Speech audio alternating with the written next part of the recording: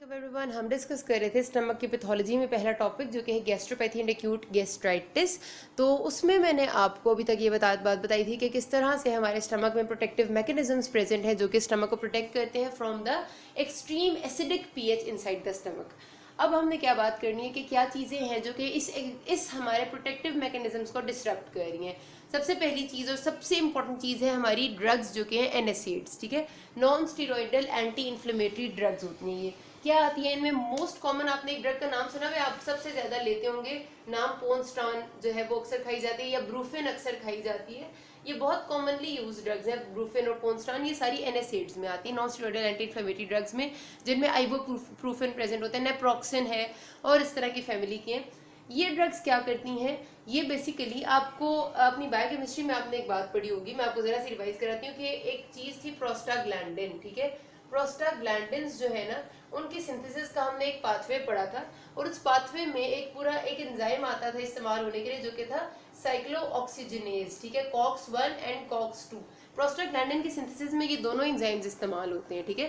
Prostaglandins एक हमारे आप समझ लें कि मीडिएटर हैं जो कि वेजोडाइलेटर होते हैं, और भी इनके एक्शंस हैं। और ये हमारे पास एक जो इनकी सिंथेसिस है उसमें एक इम्पॉर्टेंट एंजाइम है जो कि है cyclooxygenase, and that is cyclooxygenase 1 and 2, दो तरह के होते हैं ये।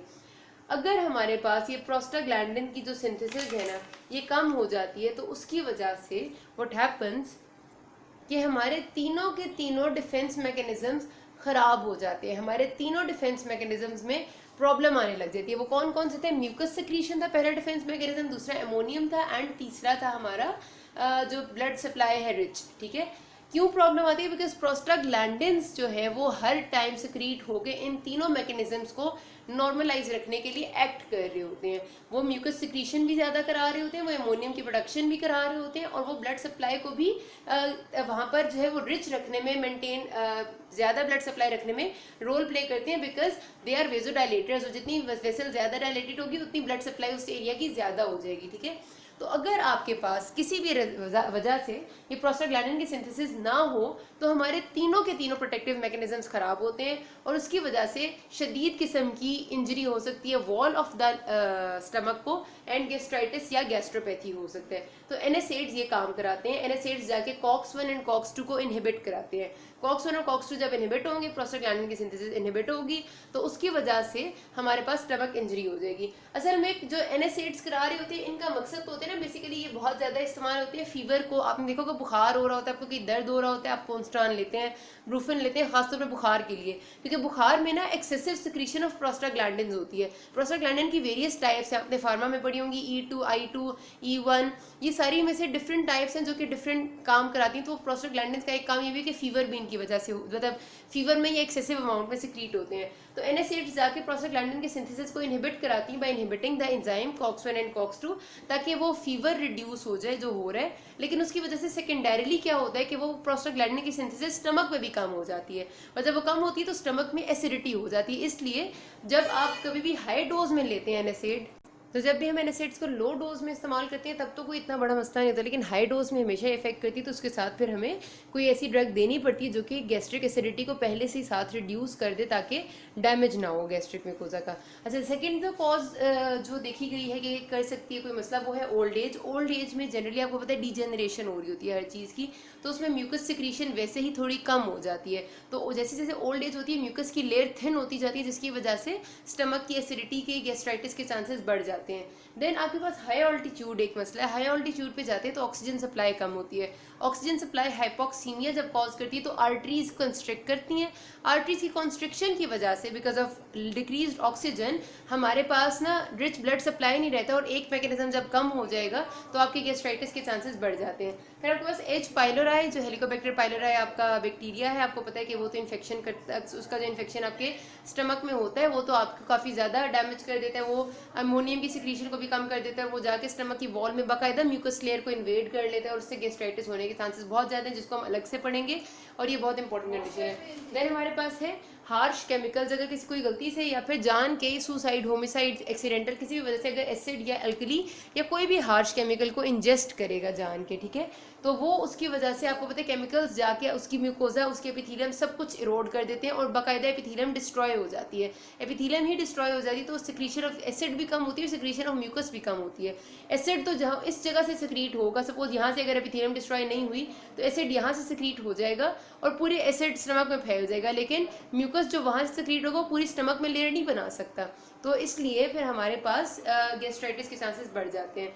अब बात करेंगे इसकी मॉर्फोलॉजी की। अब हम करते हैं इस एक्यूट गैस्ट्राइटिस की मॉर्फोलॉजी। तो मॉर्फोलॉजी में क्या बात आती है हमें नज़र, अगर हम इसको इस तरह से डिस्कस करें कि एक्यूट माइल्ड फॉर्म में क्या नज़र आएगा, सिवियर एक्यूट गैस्ट्राइटिस में क्या नजर आएगा और गैस्ट्रोपैथी में क्या नजर आएगा। तो हिस्टोलॉजिकल पिक्चर में अगर माइल्ड गैस्ट्राइटिस है आपका, मतलब एक्यूट ही है लेकिन माइल्ड है, तो हमें थोड़ा बहुत आप देखेंगे तो आपको स्टमक का जो सारा का सारा म्यूकोजा है वो इन्फ्लेम्ड नजर आएगा, हाइपरीमिक नजर आएगा और जाहिर सी बात है इन्फ्लेमेशन है तो एडिमेटस सा महसूस होगा, लेकिन उसमें हिस्टोलॉजिकल पिक्चर में बहुत ज़्यादा न्यूट्रोफिल्स नहीं प्रेजेंट होंगे और ना ही बहुत ज़्यादा कोई मोनोसाइट्स मैक्रोफेजेस होंगे ज़रूर, क्योंकि अगर होंगे तो वो गैस्ट्राइटिस की निशानी होंगे, ठीक है, लेकिन क्योंकि हमने कहा माइल्ड है तो थोड़े होंगे। जब यही एक्यूट गैस्ट्राइटिस सिवियर फॉर्म का होता है तो बेतहाशा एबंडेंट ऑफ न्यूट्रोफिल्स, ज़्यादा रेडनेस, इन्फ्लेमेशन, हाइपरीमिया, ये सब कुछ ज़्यादा हो जाता है। और गैस्ट्रोपैथी होगी तो आपको जब आप देखेंगे एंडोस्कोपी पे तो आपको सारी इंजरी नजर आएगी, बीच में कोई जगह आपको हील हुआ नजर आएगा, और जब आप उसको हिस्टोलॉजिकल पिक्चर में देखेंगे तो आपको वहाँ पर ऐसे अगर एपिथेलियम की एक बिट है तो यहाँ पर आपको सेल्स इंजर्ड मिलेंगे, लेकिन आपको कोई भी न्यूट्रोफिल मोनोसाइट नहीं मिलेगा, तो वो गैस्ट्रोपैथी होती है, ठीक है। सो इसको हम ये कहते हैं, इन्होंने लिखा होता है कि एक्टिव इन्फ्लेमेशन का टर्म ज़्यादा प्रेफर किया जाता है एक्यूट इन्फ्लेमेशन से, क्योंकि एक्टिव इन्फ्लेमेशन में एक्यूट और क्रॉनिक दोनों आ जाते हैं। जब भी आपको actively neutrophils, monocytes, plasma cells वगैरह मिलते हैं तो इसका मतलब ये होता है कि उस टाइम इन्फ्लेमेशन चल रही है। फिर डिपेंड करती है कि कौन से सेल्स एबंडेंट में है, अगर न्यूट्रोफिल्स बहुत ज़्यादा है तो एक्यूट है, हिस्ट्री छोटी है, अगर बहुत ज़्यादा प्लाज्मा सेल्स हैं तो क्रॉनिक है एंड हिस्ट्री लंबी है।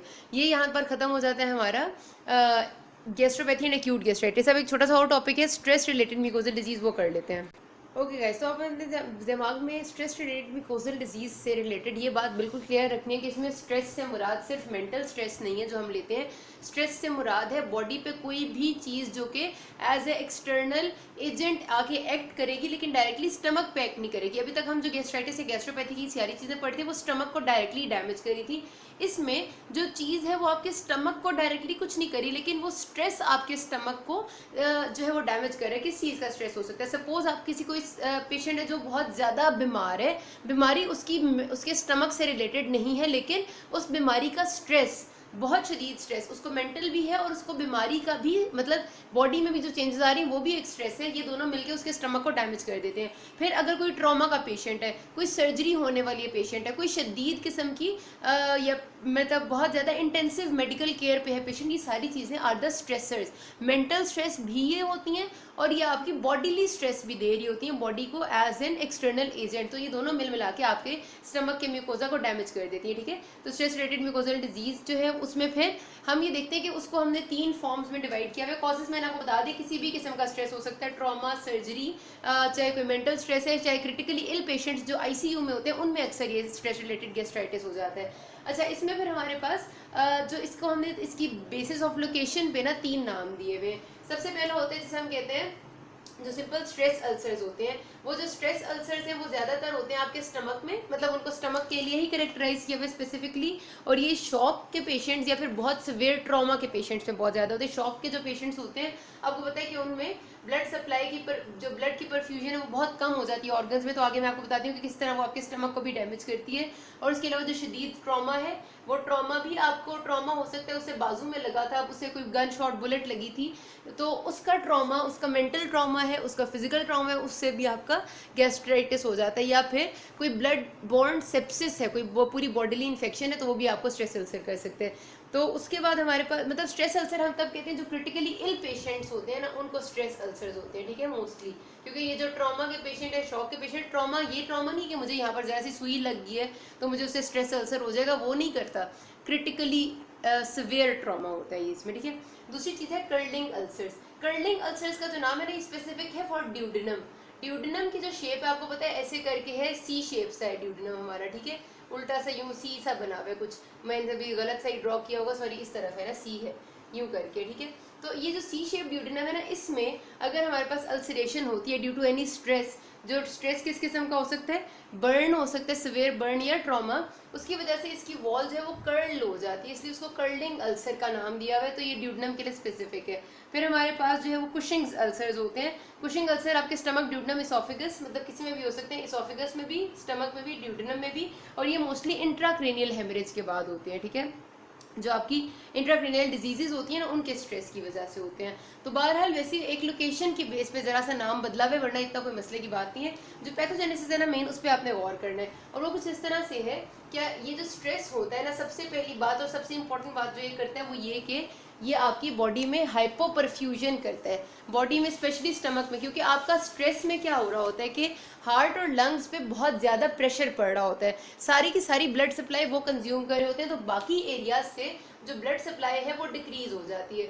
जब ब्लड सप्लाई बाकी एरिया से डिक्रीज होती है तो उसमें डेफिनेट सी बात है कि स्टमक की ब्लड सप्लाई भी डिक्रीज होगी, और स्टमक में मैंने आपको प्रोटेक्टिव मैकेनिज्म में बताया था कि जो ब्लड सप्लाई है वो प्रोटेक्शन होती है, अगर वो डिक्रीज होती है, इस्कीमिया होता है, तो ischaemia causes stomach damage, stomach की वॉल को डैमेज करेगी इस्कीमिया शदीद किस्म का, और वो मैंने आपको मैकेनिज्म पिछली वीडियो में बहुत अच्छे से बताया था कि किस तरह loss of blood supply causes stomach wall damage. तो सबसे मेनली यही हो रही होती है बात। दूसरी बात ये भी हो रही होती है कि स्ट्रेस की वजह से आपका एंडोथेलिन रिलीज कर रही होती है, एंडोथीलियम, ठीक है। कभी भी किसी जगह स्ट्रेस आता है तो हमेशा एंडोथेलिन रिलीज होता है, और ये एंडोथेलिन मजीद वेजो कंस्ट्रिक्टर है। तो एक तो इस्कीमिया से वैसी blood loss, sorry stomach injury हो रही है, मजीद एंडोथेलिन सिक्रीट करके सिक्रीट होके और वेजो कंस्ट्रिक्शन करा रहा है, और वेजो कंस्ट्रिक्शन होगी तो क्या होगा, और इस्कीमिया, और ज़्यादा ये मसला हो जाएगा। और उसके अलावा स्ट्रेस में हमारे पास COX-2 भी रिलीज होता है। COX-2 इज़ प्रोटेक्टिव, ये वही साइक्लोऑक्सीजनेज 2 है जो प्रोस्टाग्लैंडिन की सिंथेसिस कराता है, ये प्रोटेक्टिव है, इससे फ़ायदा होता है, लेकिन ये इतना ज़्यादा नहीं होता कि ये सारे डैमेज को कवर कर सके।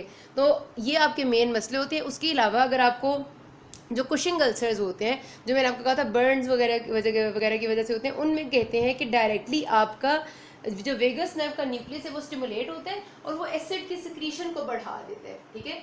जो आपका स्टमक में एसिड उसकी सिक्रीशन को इंक्रीज कर देता है इन कुशिंग अल्सर्स, तो उसकी वजह से भी आपका ज़ाहिर एसिड सिक्रीशन इंक्रीज हो जाएगी तो डैमेज हो जाएगा। तो ये कुछ मैकेनिज्म्स है, पैथोजेनेसिस है, जो किस तरह से आपका डैमेज हो सकता है। और इसमें मॉर्फोलॉजी में आपके जो अल्सर्स हैं ना, इनको आपने याद रखना है, डिफ्रेंशिएट किस तरह करना है आपने क्रॉनिक गैस्ट्राइटिस से, कि अल्सर्स आपके जो है ये एक्यूट इंजरी से रिलेटेड है। जो हमारा क्रॉनिक गैस्ट्राइटिस है वो क्रॉनिक होती है, तो इसमें अल्सर्स आपके अंदर की तरफ डिप डाउन अल्सर्स होंगे, मल्टीपल होंगे स्टमक में, और बिल्कुल बिल्कुल क्लीन बॉर्डर्स होते हैं उनके, और आसपास आपका जो बाकी गैस्ट्रिक मिकोजा होता है वो नॉर्मल होता है। इसका मतलब ये होता है कि आपकी जो इंजरी है वो एक्यूट इन नेचर है, इसीलिए मल्टीपल अल्सर्स हैं, वेल डिमार्केटेड है। अल्सर्स के बेड में आपको ना ब्राउन कलर के आरबीसीज मिलेंगे। वो ब्राउन इसलिए क्योंकि वो आरबीसीज ने भी एसिड डाइजेस्ट कर लिया होता है, इसलिए उनका कलर चेंज हो जाता है। तो ये आपके अल्सर्स होते हैं, डिपेंड करते हैं, बहुत छोटी इंजरी होगी तो अल्सर्स छोटे होंगे, वरना बड़े भी हो सकते हैं। लेकिन यहाँ पर आपको कहीं भी स्कारिंग नहीं मिलेगी, क्योंकि scarring is a sign of chronic inflammation, ठीक है। तो स्कारिंग यहाँ कहीं नहीं होती आपकी, खाली एक्यूट अल्सर्स होते हैं। और इसको जो पेशेंट है आपका, क्योंकि ये क्रिटिकली इल पेशेंट्स में ये कंडीशन ज़्यादा होती हैं जिनमें ऑलरेडी कोई और मसला चल रहा होता है, तो नोजिया, वॉमिटिंग एंड ब्लड, खून वाली उल्टी जिसे हेमेटोमेसिस कहते हैं, और ब्लड इन स्टूल्स मेलिना, ये सारी उनकी कंप्लेंट्स होती हैं। इनमें हमने फिर प्रोटोन पम्प इनहिबिटर्स उनको देने होते हैं ताकि एसिड की सिक्रीशन कम हो और उनकी डिजीज़ को ट्रीट करना होता है। अभी तक कोई मसला हुआ, you can ask me. Thank you.